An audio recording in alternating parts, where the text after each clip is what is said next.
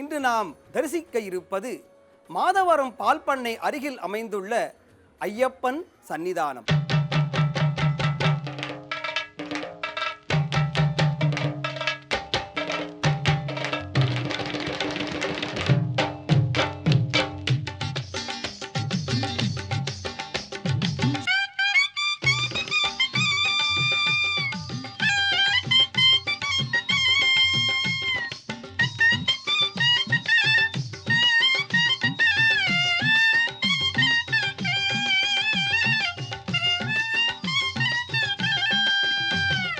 சுவாமியே சரணமையப்பா.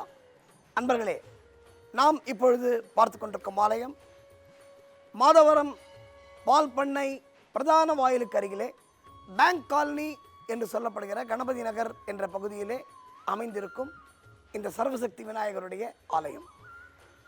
சர்வசக்தி விநாயகர் ஆலயத்திலே பல சன்னிதானங்கள், குறிப்பாக சர்வசக்தி முருகன், சர்வசக்தி எல்லையம்மன், இந்த சன்னிதானங்களுடன் முக்கியமாக பரமேஸ்வரனுடைய சன்னதி. அந்த பரமேஸ்வரனுக்கு பெயரே சர்வரோக்க நிவாரண வைத்தீஸ்வர சுவாமி மற்றும் தைலநாயகி. அதே போன்று சர்வ சக்தி ஐஸ்வர்ய லட்சுமி நாராயண பெருமாள். அதைவிட ஒரு அற்புதமான ஒரு ஐயப்பனுடைய சன்னிதானம் சர்வ ஜன ரட்சக தர்மசாஸ்தா.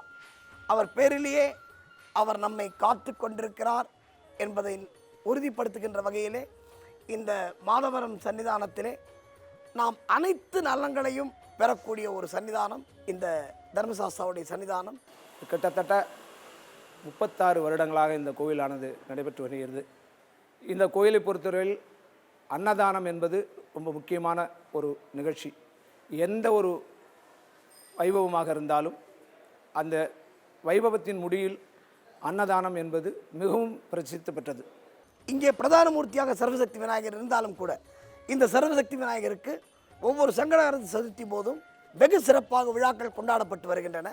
நமது சிவனுடைய ஆலயத்திலே இந்த வைத்தீஸ்வரர் சந்நிதியிலே தைலநாயகி அம்பாளுக்கும் இங்கே வைகாசி விசாகத்திலே வெகு சிறப்பான முறையிலே ஒரு கல்யாண உற்சவம் நடத்தப்படுகிறது.